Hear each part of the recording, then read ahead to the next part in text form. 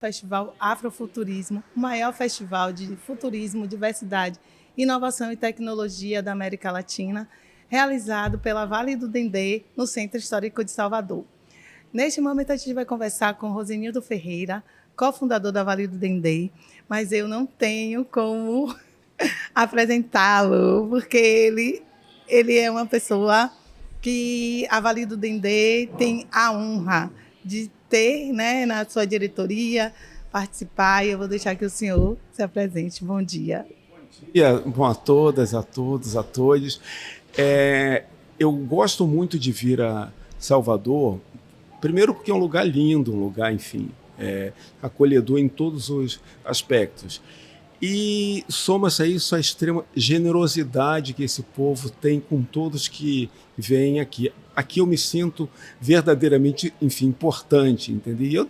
E eu nem sou isso tudo aí. Bom, concretamente, eu sou jornalista de formação, atuo há quase 40 anos nessa área e me tornei empreendedor depois de muito tempo na profissão. E a Vale me deu, né, o Gil dizia que a Bahia já me deu régua e um compasso, né? A Vale me deu a oportunidade de experimentar ideias e de me associar a pessoas que são potências puras e que têm uma capacidade incrível de fazer coisas.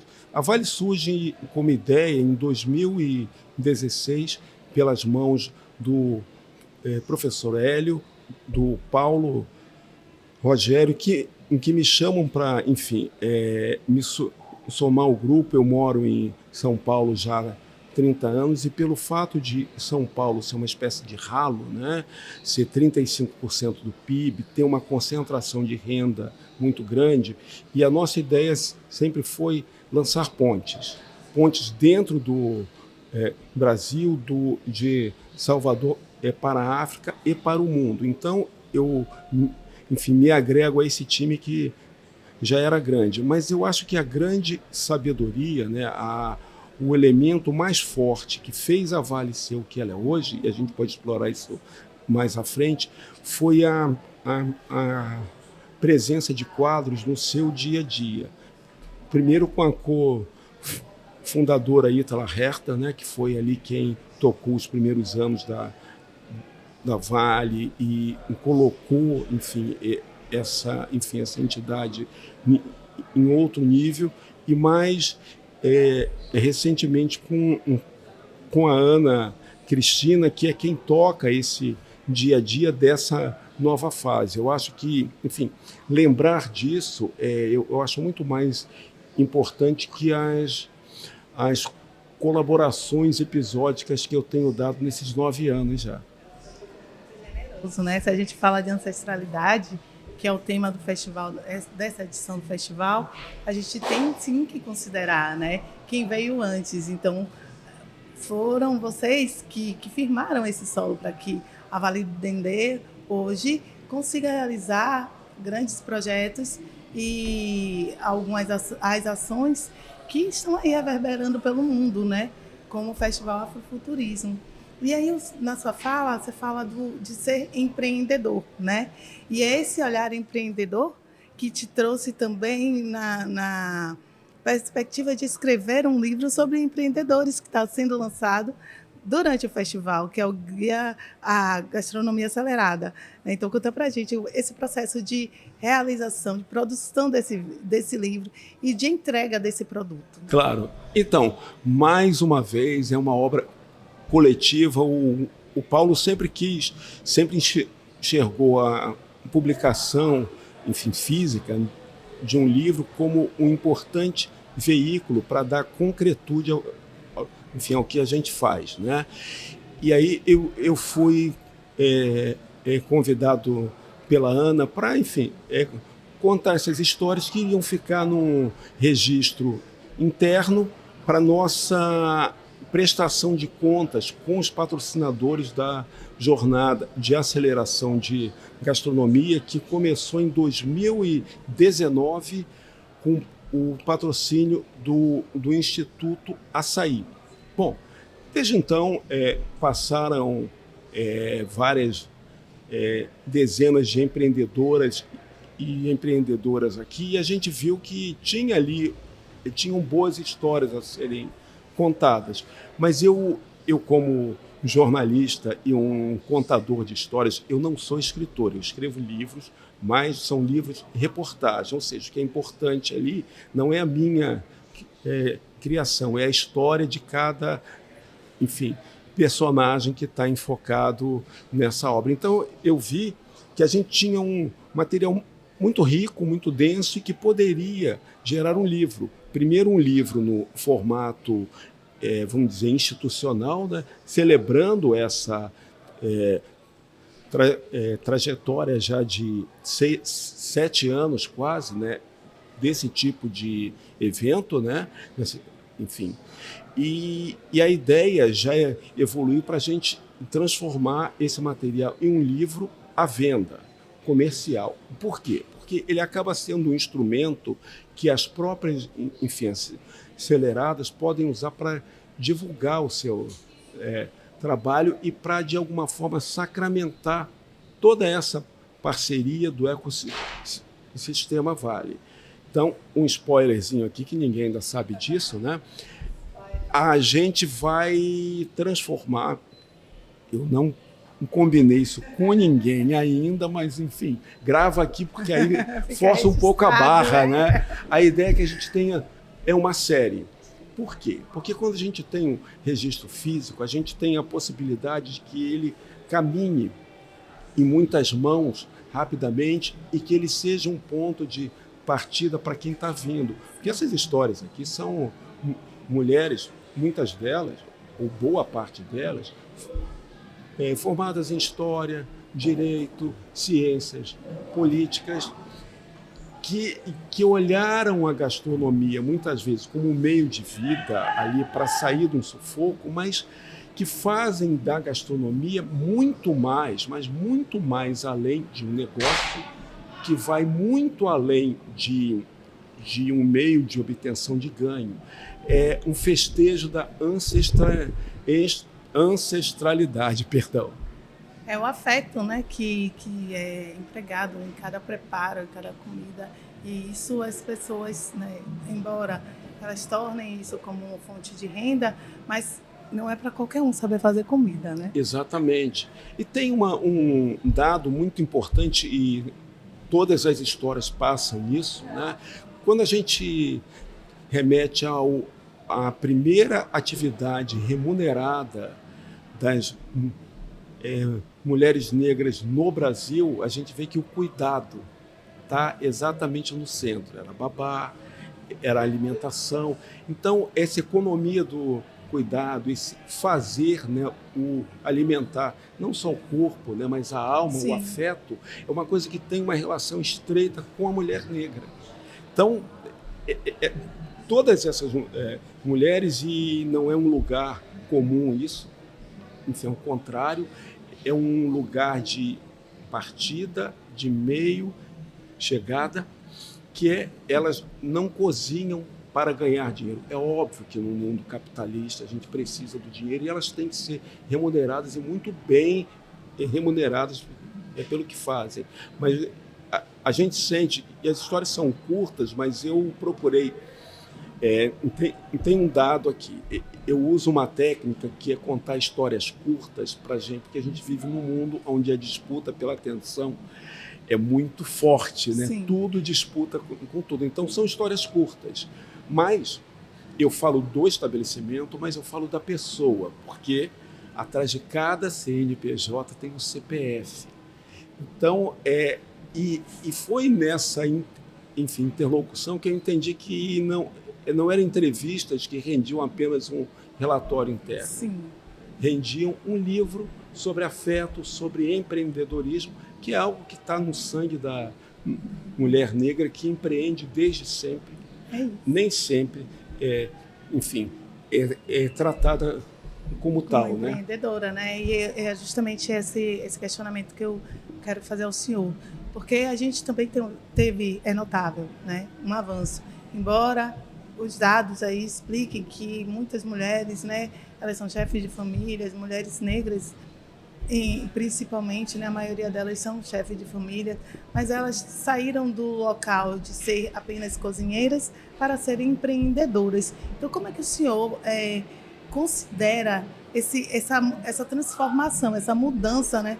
Tanto a mudança da nomenclatura, que traz um impacto, quanto no processo mesmo em relação à sociedade, como a sociedade contrata. Por exemplo, muitas pessoas hoje não contratam mais a doceira, ela contrata o buffet, entendeu? O produto, todo aquele produto que a doceira faria, né? O salgadinho, o doce, não sei o que para festa, hoje é o buffet. Então, essa nomenclatura também, e a gente está falando de escrita, né, de livros, ela tem um impacto. Então, como é que o senhor considera essa transformação? Então, eu vou tentar tornar curto uma história que rende aqui mais uns 8 livros, viu? Tem várias formas de se apartar, tem várias formas de se excluir, tem várias formas de apagar. A gente pode começar pela mais clássica. Quem cozinhava era a tia Anastácia, mas quem ficou com a fama de chefe foi a dona Benta. E a moda e a gastronomia são 2 áreas onde a presença da mulher ela é vital. Na moda, e aí olhando a moda global, a gente tem Chanel, mulher, que é a exceção que confirma a regra no mundo de Christian Dior, Salvatore Ferragamo, Clodovil, Denis, enfim, e vai aí tantos e tantos outros. Gastronomia, a mulher era cozinheira. A Bené, uma negra, uma chefe negra lá de São Paulo, pioneira na TV, não como ajudante, mas como chefe, era identificada como banqueteira, nunca como chefe. E a gente muda a lógica. Quando tem essa abertura, essa nova percepção, todas elas se apresentam como chefes. Algumas são formadas em gastronomia, mas tem um outro detalhe. Vários dos grandes chefes, enfim, premiados, festejados, não estudaram em escola, não têm diploma. Por que o homem, principalmente, aqui eu não quero racializar o papo, mas em um país racista, até as pedras do cais olham a cor antes de qualquer coisa? Por que o homem branco, que sai da França, do interior da França, pode chegar aqui e dizer que é chefe sem ter estudado nada, muito menos gastronomia, e as nossas quituteiras, baianas, ou as mulheres que estudaram ou não podem se apresentar como chefes, não podem usar a doma. Então, a gastronomia hoje, ela se impõe, e essas mulheres, enfim, aceleradas, e a aceleração, de alguma forma, traz isso. Esse é o grande trabalho, a grande sacada da Vale do Dendê, que eu acredito tem várias, mas uma das mais fortes foi colocar a pessoa, a empreendedora, vindas da periferia no centro da ação. Sim. O acolhimento e a criação de ecossistemas. Então, elas hoje, quer dizer, elas não fizeram essa mudança graças à Vale. A gente não pode entrar num lugar de arrogância e dizer que nós inventamos, fizemos, enfim, consciências, mudamos coisas. Já estava tudo aí. O que a gente fez foi pegar a mesma caixa de ferramenta que o pessoal que está lá nas aceleradoras da Barra, Faria Lima, em São Paulo, Ipanema, no Rio, trazer essa caixa de ferramentas para cá e focar em mulheres e jovens. Então, foi a apropriação dessa caixa de ferramentas que elas se auto-empoderaram e hoje se apresentam como chefes e fazem uma comida que sempre foi maravilhosa, só que hoje elas se apresentam como tal, pela maravilha, pela qualidade do conhecimento que tem. E aí tem, você tocou em um aspecto bem interessante, que é, né, da apresentação. E aí a gente volta para a questão da ancestralidade. Muitas dessas mulheres aprenderam a cozinhar com os seus, né, com os seus mais velhos, com as suas mais velhas, e colocam esse sabor, sempre colocaram a serviço, né, de, infelizmente, no passado, de pessoas abastadas financeiramente, mas hoje elas têm um pouco mais de autoestima. E a autoestima, ela ela é fundamental nesse processo, né? De como você vai ter segurança para apresentar o seu produto, o seu serviço. E muitas dessas mulheres empreendedoras saíram desse local, né? Também participando dos programas de aceleração e tudo, mas conseguiram se desenvolver em relação a como vou me portar diante da sociedade para apresentar o meu produto, que está resumido, né? Não diria resumido, desculpe a minha palavra, está segmentado, né? Porque tem uma infinidade de empreendedoras, né? Na nossa rede, né? A rede vai atender. E na Bahia também, produzindo muita coisa boa e gostosa, alimentando aí as pessoas. Mas aqui é um pedacinho que as pessoas podem conhecer, né?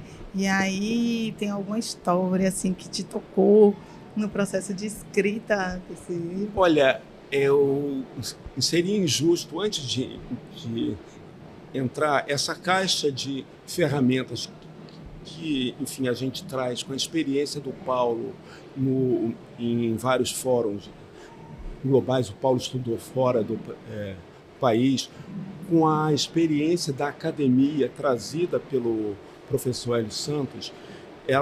Essa caixa de ferramentas seria apenas mais uma peça, não fosse a participação, enfim, decisiva de Ítala Herta e da Ana. Por quê? Porque elas humanizaram, virou uma caixa de afetividade. Porque como é que nós conseguimos nos enxergar de uma forma diferente? Primeiro, com a autoestima que sempre nos foi negada. Sistematicamente, eu sou da comunicação, então tenho muita tranquilidade para dizer, o jornalismo, a publicidade, a comunicação em geral tem muitas contas a acertar com a dignidade do povo, enfim, brasileiro, até porque foram ponta de lança do racismo institucional. Então, a gente está falando aqui de uma forma, colocando, escurecendo as coisas, sim, entendeu? Então, sem esse afeto que marca todo o processo de aceleração da Vale do Dendê, construído no olhar tanto de Ítala Herta quanto da Ana, a gente não teria esse salto. Então, o diferencial, boas aceleradoras já existiam em Salvador, em qualquer lugar do mundo. Sim. A Vale vem para trazer esse algo a mais construído organicamente. Tanto que eu, enfim, costumo dizer que a gente entra na Vale e não sai nunca mais. Então, respondendo concretamente a sua pergunta, eu acho que não tem uma história boa, vamos dizer assim, todas são ótimas, sim, mas uma coisa que me marcou muito é que você pega jovens, meninas que poderiam estar cursando tecnologia, que eventualmente estudaram tecnologia e que foram direto para a gastronomia. Quem não cozinhava na infância e se descobriu gastrônomo. Então, o importante aqui é que a gente tem homens, a gente tem uma diversidade de preparos, uma faixa etária ampla e uma visão muito forte. E o afrofuturismo, né? Porque a gente não tem passado nem futuro, é como Sankofa, né? A gente está olhando para trás, está olhando para frente. O nosso tempo é quando, né? O nosso tempo é muito forte, né? A gente olha o tempo de uma forma muito diferenciada em África, né? Mas tem uma marcação que muitas delas têm na comida de terreiro, sim, historicamente apagada. Porque quando pegam, né, a quiabada, quando pegam vários pratos, e vem um chefe, dá aquela gourmetizada, aí o prato é validado. Mas quando a gente olha, não, isso é comida de santo. Ah, mas então não pode, então é pecado, então, entendeu? E elas nomeiam.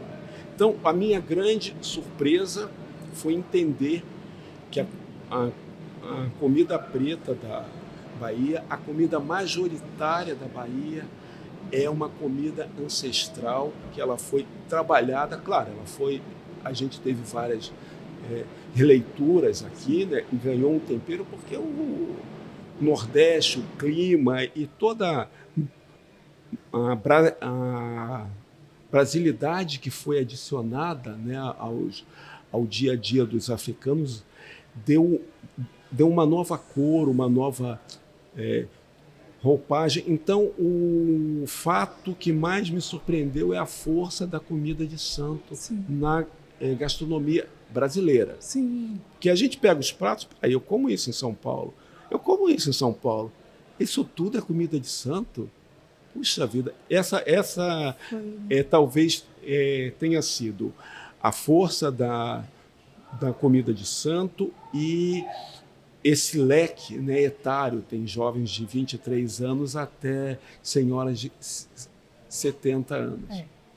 E as pessoas, agora eu acredito que muita gente ficou curiosa para saber onde encontra, né, essa publicação, como ter acesso a essas empreendedoras e empreendedores da gastronomia, do ecossistema Vale do Dendê. Então, como é que as pessoas conseguem adquirir esse livro?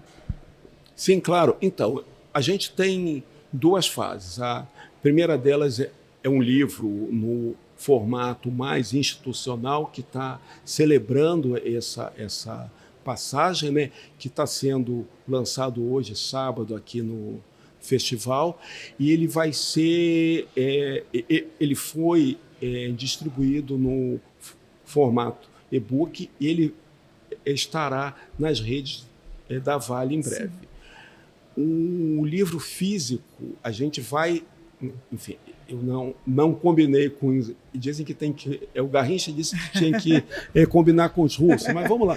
Eu não combinei com os africanos ainda, mas a ideia é que esse livro sofra umas alterações mínimas e ele esteja à venda na Amazon e ele esteja à venda nas próprias redes, por um valor módico, nas próprias redes da Vale.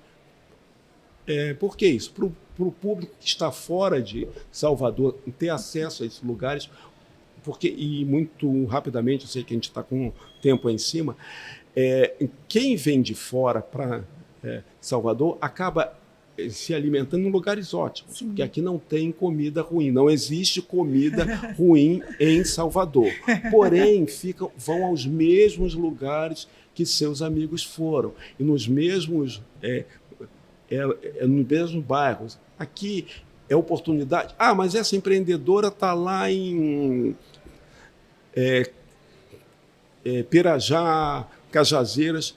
Delivery. Você está no hotel, peça. Então, é a oportunidade de quem vem de fora provar comida local, raiz, com sabor e com muito mais alma que a comida um pouco mais industrializada, que é feita também com carinho, atenção, mas essa aqui tem uma bossa a mais. Então, o livro estará à venda em breve na Amazon e em outros sites, no formato físico e e-book, e a gente vai ter uma parceria aqui interna com a Vale para a gente poder colocar à disposição de quem vem aqui, visita o espaço e frequenta aqui a loja que a gente tem no térreo. Maravilha. Agradeço imensamente a sua participação aqui, esse bate-papo muito prazeroso e saboroso, gente. Porque falar de comida baiana é muito bom, né? Saliva da fome. Muito obrigada.